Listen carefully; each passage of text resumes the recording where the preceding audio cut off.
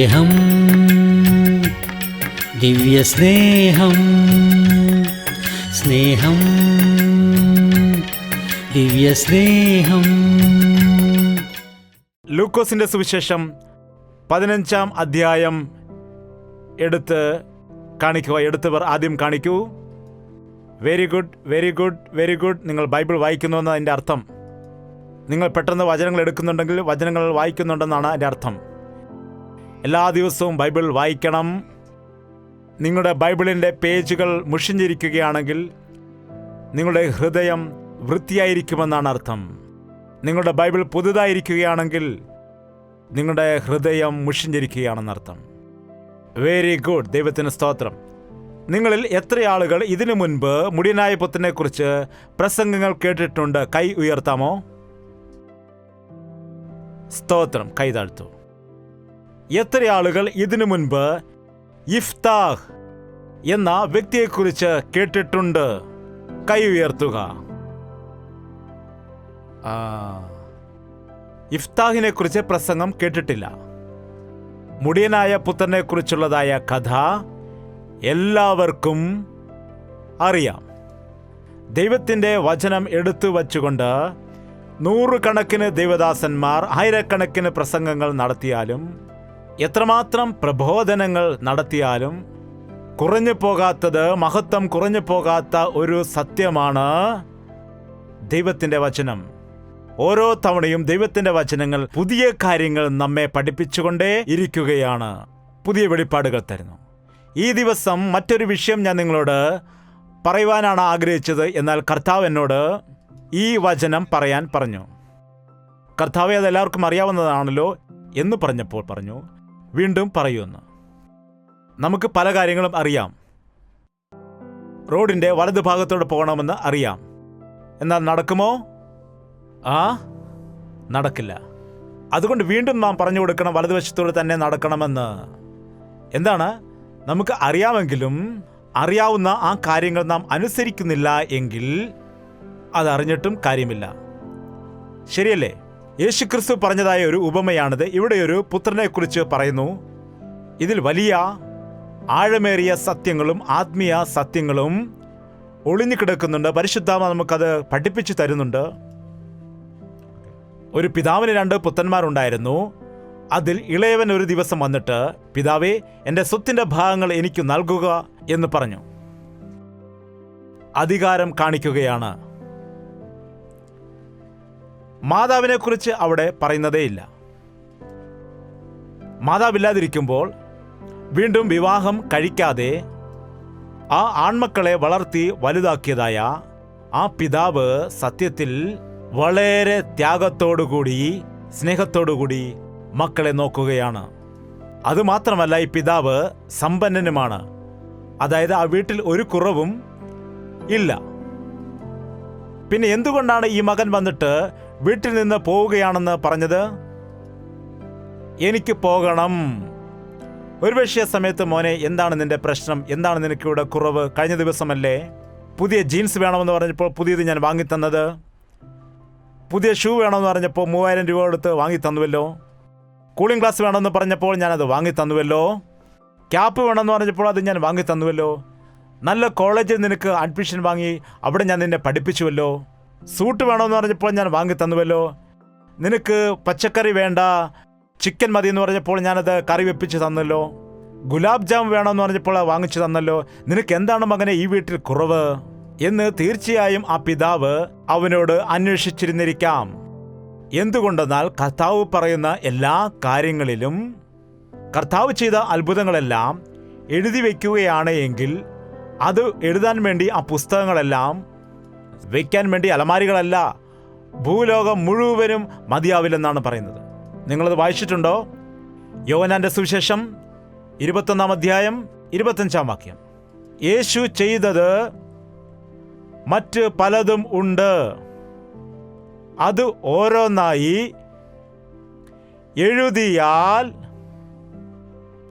എഴുതിയ പുസ്തകങ്ങൾ ലോകത്തിൽ തന്നെയും ഒതുങ്ങുകയില്ല എന്നു ഞാൻ നിരൂപിക്കുന്നു. അത്രമാത്രം അത്ഭുതങ്ങളുണ്ട്. വിവരിച്ച് എഴുതുവാൻ കഴിയില്ല. അതുകൊണ്ടാണ് വളരെ ചുരുക്കമായി പരിശുദ്ധാത്മാവ് ആ സന്ദേശത്തെ മാത്രം നമുക്ക് ധ്യാനിക്കുവാൻ വേണ്ടി വിവരിക്കുന്നത്. തീർച്ചയായും ആ പിതാവ് പറഞ്ഞിരിക്കും, മകനെ അരുത്, നീ വെളിയിൽ പോയാൽ നാശമായി പോകും, നിനക്കെന്ത് കുറവാണ് ഇവിടെയുള്ളത്, നിനക്കെന്ത് പ്രശ്നമാണ് ഇവിടെയുള്ളത് എന്ന് ചോദിച്ചിരിക്കാം. എന്നാൽ ആ മകൻ അപ്പോൾ എന്ത് പറഞ്ഞിരിക്കും? എനിക്കിവിടെ എല്ലാമുണ്ട്. എന്നാൽ എന്താണ് ആ മകന് പ്രശ്നം? കൂട്ടം വിട്ട് നടക്കുന്നവൻ സ്വേച്ഛയെ അന്വേഷിക്കുന്നു. മാതാപിതാക്കളുടെ അടുക്കലാണെങ്കിൽ അവരെ തീർച്ചയായും അനുസരിക്കണം. അനുസരണം ഇല്ലാത്തതായ ആളുകൾ, തൻ്റെ ഇഷ്ടപ്രകാരം ജീവിക്കണം എന്ന് വിചാരിക്കുന്നവർ മാതാപിതാക്കളുടെ അടുക്കൽ താമസിക്കില്ല. നിനക്കെന്ത് കുറവാണ് ഇവിടെയുള്ളത്? എൻ്റെ ഇഷ്ടം. ഇവിടെ എൻ്റെ ഇഷ്ടപ്രകാരം നടക്കുന്നില്ല. എൻ്റെ ഇഷ്ടമനുസരിച്ച് എനിക്ക് ജീവിക്കണം, എൻ്റെ ഇഷ്ടമനുസരിച്ച് എനിക്ക് പോകണം. പാപം എന്താണെന്ന് ഒരുവൻ ചോദിക്കാനിടയായി. എൻ്റെ ഇഷ്ടം നടക്കണമെന്ന് പറയുന്നതാണ് പാപം. എന്താണത്? എൻ്റെ ഇഷ്ടം. ദൈവമേ, നിന്റെ ഇഷ്ടം. അതായത് അത് അനുഗ്രഹം. എൻ്റെ ഇഷ്ടമെന്ന് പറഞ്ഞാൽ അത് നാശം. എൻ്റെ എൻ്റെ എൻ്റെ എൻ്റെ പിശാചിനെ ആരാണ് സൃഷ്ടിച്ചതെന്ന് ചോദിച്ചു. ആരും സൃഷ്ടിച്ചതല്ല, ദൈവം മാലാഖമാരെയാണ് സൃഷ്ടിച്ചത്. ലൂസിഫറിനെ തേജോ നക്ഷത്രമായിട്ട് വെളിച്ചത്തിന്റെ ദൂതനായിട്ടാണ് സൃഷ്ടിച്ചത്. സ്വർഗീയ രാജ്യത്ത് ദൈവസന്നിധിയിൽ ദൈവസിംഹാസനത്തിനരികെ ഗാനപ്രതിഗാനങ്ങൾ പാടുന്നതായ കൊയർ ലീഡറായിട്ടാണ് സൃഷ്ടിച്ചത്. മാലാഖമാരെല്ലാം ആരാധിക്കുന്ന സമയത്ത് സിംഹാസനത്തിലിരിക്കുന്ന കർത്താവിന്റെ മുഖത്തെ വെളിച്ചം അവർക്ക് നോക്കാൻ കഴിയാത്തതിനാൽ ലൂസിഫർ അവിടെ മറയായി നിന്നുകൊണ്ട് ബാക്കിയുള്ള ദൂതന്മാരെ അങ്ങനെ നടത്തിയപ്പോൾ, ആ ദൂതന്മാരെല്ലാം ഇവനെ നമസ്കാരം ചെയ്യുമ്പോൾ, ദൂതന്മാരുടെ നേതൃത്വത്തിൽ ഇവൻ നിൽക്കുമ്പോൾ ലൂസിഫർ എന്താണ് വിചാരിച്ചത്? ഞാൻ വലിയവനാണ്, ഞാനും ദൈവത്തിന് തുല്യനാണ്, ദൈവത്തിന് മേൽ ഞാൻ എൻ്റെ സിംഹാസനം പണിയുവാനിടയാകും, ഞാൻ എൻ്റേത് എന്നുള്ള അഹങ്കാരമുണ്ടായി. അതുകൊണ്ടാണ് പാതാളത്തിൻ്റെ ഒരു മൂലയിലേക്ക് തള്ളപ്പെടുവാനിടയായത്, പിശാചായിട്ട് മാറിപ്പോയത്. എപ്പോഴും ഞാൻ എന്നുള്ളതായ വാക്ക് നമ്മുടെ സംസാരത്തിൽ നാം ഒഴിവാക്കണം, കട്ട് ചെയ്യണം. സുഖമായിരിക്കുന്നോ? സുഖമായിരിക്കുന്നു. വീടുണ്ടാക്കിയോ? ആ, വീടുണ്ടാക്കി. കല്യാണം കഴിച്ചോ? ആ, കല്യാണം കഴിച്ചു. ഗൾഫിൽ നിന്ന് വന്നതാണോ? ആ, ഗൾഫിൽ നിന്ന് വന്നതാണ്. എന്താണ്? നാം അങ്ങനെ പറയാൻ പാടില്ല. എന്ത് പറയണമെന്ന് അറിയാമോ? സുഖമായിരിക്കുന്നോ? ദൈവത്തിൻ്റെ കൃപ കൊണ്ട് സുഖമായിരിക്കുന്നു. വീട് പണി കഴിഞ്ഞോ? ദൈവത്തിൻ്റെ ദയ കൊണ്ട് വീട് പണി കഴിഞ്ഞു. യാത്ര കഴിഞ്ഞ് വന്നാണോ? ദൈവത്തിൻ്റെ കൃപയാൽ വരുവാനിടയായി. നമ്മുടെ സംസാരത്തിൽ മാറ്റം ഉണ്ടാകണം. ഇന്നോ നാളെയോ ഞങ്ങൾ ഇന്ന പട്ടണത്തിൽ പോയി അവിടെ ഒരാണ്ട് കഴിച്ച് വ്യാപാരം ചെയ്ത് ലാഭമുണ്ടാക്കും എന്ന് പറയുന്നവരെ കേൾപ്പീൻ. നാളെ എന്ത് സംഭവിക്കുമെന്ന് നിങ്ങൾ അറിയുന്നില്ലല്ലോ. അല്പനേരത്തേക്ക് കാണുന്നതും പിന്നെ മറഞ്ഞു പോകുന്നതുമായ ആവിയല്ലോ. കർത്താവിന് ഇഷ്ടമുണ്ടെങ്കിൽ ഞങ്ങൾ ജീവിച്ചിരുന്ന് ഇന്നത് ചെയ്യും എന്നല്ലയോ പറയേണ്ടത്. സന്ദേശത്തിന്റെ അവസാനം ഞാൻ എന്താണ് പറയുന്നത്? കർത്താവിന്റെ ഹിതമാണെങ്കിൽ വീണ്ടും കണ്ടുമുട്ടാം. അപ്പോൾ വരെ ദൈവത്തിന്റെ മഹാകൃപ നിങ്ങളോട് കൂടി ഉണ്ടായിരിക്കട്ടെ. ഒരു പയ്യൻ എന്നോട് ചോദിച്ചു, കർത്താവിന്റെ ഹിതമാണെങ്കിൽ നാളെ കാണാം, എന്തുകൊണ്ടാണ് പറയുന്നത്? നാളെ വരില്ലേ? അപ്പോൾ കർത്താവിന്റെ ഹിതമാണെങ്കിൽ സംഭവിക്കും. നാം എത്രമാത്രം പ്ലാൻ ചെയ്താൽ, എത്ര വാൾ പോസ്റ്റർ ഉണ്ടാക്കിയാലും, എത്രമാത്രം പരിശ്രമിച്ചാലും ദൈവത്തിന്റെ ഹിതമല്ലെങ്കിൽ നമുക്കൊന്നും തന്നെ നടക്കില്ല. നാം ആയിരിക്കുന്നത് ദൈവത്തിന്റെ കൃപയാലാണ്. നമ്മുടെ ജീവിതത്തിൽ ഞാനെന്ന ഭാവം കളഞ്ഞ് ദൈവത്തിന് നാം മഹത്വം കൊടുത്താൽ നാം അനുഗ്രഹിക്കപ്പെടും. എന്തിനാണ് നീ ഇറങ്ങിപ്പോകുന്നത്? എനിക്കിഷ്ടമുള്ളതുപോലെ എനിക്ക് ജീവിക്കണം. ഇവിടെ പറയുന്നത് പോലെ എനിക്ക് ജീവിക്കുവാൻ കഴിയില്ല. എനിക്ക് 4 സഹോദരിമാരും 3 സഹോദരന്മാരുമാണ്. ചെറുപ്പത്തിൽ ഞങ്ങൾ എല്ലാവരും കൂടിച്ചേർന്ന് കളിക്കുമായിരുന്നു. ഒരു ദിവസം എൻ്റെ സഹോദരിയോട് മുറി അടിച്ചു വരാൻ വേണ്ടി പറഞ്ഞു. ചൂലെടുത്തുകൊണ്ട് പോവുകയാണ്. ചൂല് കയ്യിലെടുത്തു. അവിടെ തൂക്കുമോളെന്ന് പറഞ്ഞപ്പോൾ ദേഷ്യപ്പെട്ട് ചൂലെടുത്ത് കളഞ്ഞു. നിന്നോട് ആര് പറയാൻ പറഞ്ഞു? ഞാൻ തന്നെ തൂക്കാൻ തുടങ്ങിയായിരുന്നു. നീ പറഞ്ഞതുകൊണ്ട് ഞാൻ ചെയ്യത്തില്ല. നീ പറഞ്ഞതുകൊണ്ട് ഞാൻ അങ്ങനെ ചെയ്യില്ല. ഞാൻ ഇഷ്ടമുണ്ടെങ്കിൽ ഞാൻ തുടയ്ക്കും. നീ പറഞ്ഞാൽ കോഫി കുറച്ച് നന്നാവനുണ്ടെന്ന് പറയുകയാണെങ്കിൽ നിന്നോട് ആര് പറഞ്ഞു പറയാൻ? എനിക്കിഷ്ടമുള്ള പോലെ ഞാൻ ചെയ്യും. ചിലപ്പം പഞ്ചസാരയും കൂടുതലിടും, വേണമെങ്കിൽ ഞാൻ കുറച്ചിടും. എന്താണ്? മനുഷ്യന് അങ്ങനെയുള്ള സ്വഭാവമാണ്. അങ്ങനെയൊരു സ്വഭാവമാണ്. ഈ കാലത്ത് അത് ഏറ്റവും വർദ്ധിച്ചു പോയിരിക്കുകയാണ്. എൻ്റേത് എൻ്റേത് എൻ്റേത് എന്നുള്ളതായ ഭാവം. ഒരു ഗ്രൂപ്പ് ഉണ്ടെന്നാണ് പറയുന്നത്.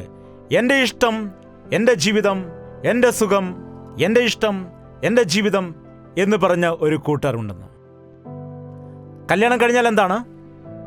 അടുത്തുള്ള പയ്യനെ ഇഷ്ടപ്പെട്ടാൽ ഞാൻ അവനോടൊപ്പം താമസിക്കും. എനിക്കിഷ്ടമുണ്ടെങ്കിൽ അയൽക്കാരനുമായി ചേർന്നിട്ട് ഞങ്ങൾ സിനിമയ്ക്ക് പോകും.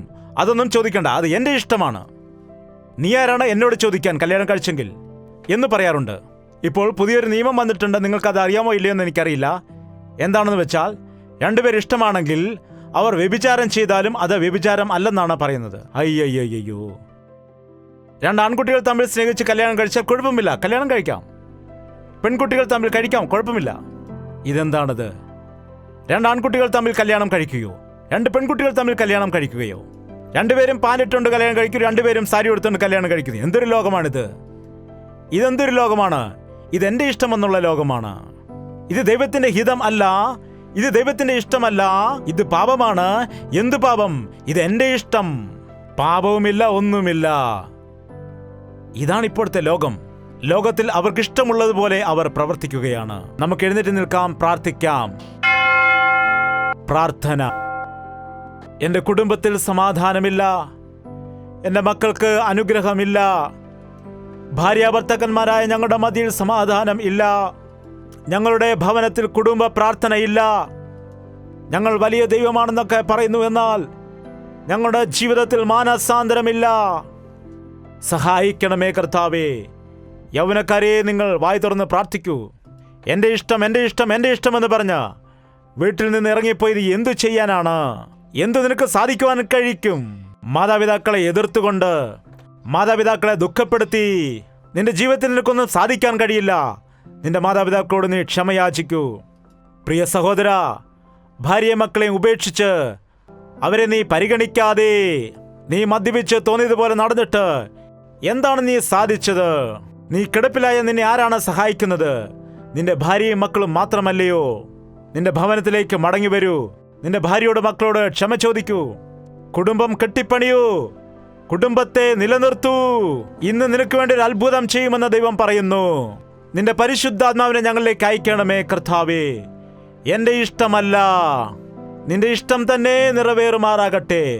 എന്റെ ഇഷ്ടമല്ല, നിന്റെ ഇഷ്ടം ഞാൻ ചെയ്യാം കർത്താവേ. ഞാൻ അല്ല, ക്രിസ്തു എന്നിൽ ജീവിക്കുവാൻ ഇടയാകണം എന്നുള്ള തീരുമാനത്തോടെ ഇവിടെ നിന്ന് പോകുവാൻ നീ ഞങ്ങളെ സഹായിക്കണം. ഇപ്പോൾ തന്നെ നഷ്ടം അനുഭവിക്കുന്നവരെ, ഇപ്പോൾ തന്നെ പിശാചിന്റെ കെണിയിൽ അകപ്പെട്ടു പോയ ആളുകളെ, സകലതും നഷ്ടപ്പെട്ടിട്ട് ഗത്യന്തരമില്ലാത്ത അവസ്ഥയിലേക്ക് പോയ ആളുകളെ നസ്രയനായ യേശു ക്രിസ്തുവിന്റെ നാമത്തിൽ വിടുവിക്കുമാറാകണമേ കർത്താവേ. ഇന്നു മുതൽ ഞാൻ നിങ്ങളെ അനുഗ്രഹിക്കുമെന്നുള്ള വചനപ്രകാരം ഒരു അത്ഭുതം അവരുടെ ജീവിതങ്ങളിൽ, അവരുടെ മക്കളുടെ, അവർ ചെയ്യുന്ന സകല വിഷയങ്ങളിലും കാണുവാനുള്ള സഹായം ചെയ്യണമെന്ന് യേശു ക്രിസ്തുവിന്റെ നാമത്തിൽ അപേക്ഷിക്കുന്നു പിതാവേ. നമ്മുടെ പിതാവായ ദൈവത്തിന്റെ സ്നേഹവും പുത്രനായ യേശു ക്രിസ്തുവിന്റെ കൃപയും ആശ്വസിപ്പിച്ച് വഴി നടത്തുന്ന പരിശുദ്ധാത്മാവിന്റെ കൂട്ടായ്മയും സഹവാസവും കടന്നു വന്നിരിക്കുന്ന എല്ലാ വ്യക്തികളോടും ഇന്നു മുതൽ എന്നേക്കും ഉണ്ടായിരിക്കുമാറാകട്ടെ. ആമേൻ, ആമേൻ, ആമേൻ.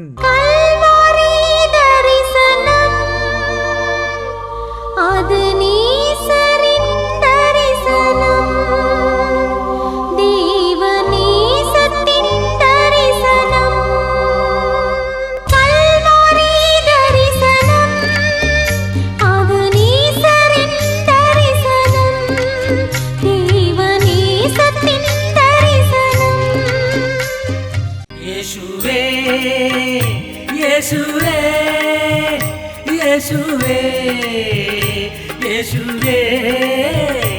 യേശുവേ, യേശുവേ, യേശുവേ, യേശുവേ.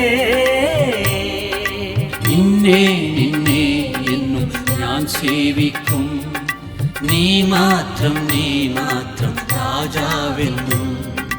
നിന്നെ നിന്നെ എന്നും ഞാൻ സേവിക്കും. നീ മാത്രം രാജാവെന്നും. യേശുവേ, യേശുവേ, യേശുവേ, യേശുവേ, യേശുവേ. യേശുവേ യേശുവേ യേശുവേ യേശുവേ യേശുവേ യേശുവേ യേശുവേ യേശുവേ യേശുവേ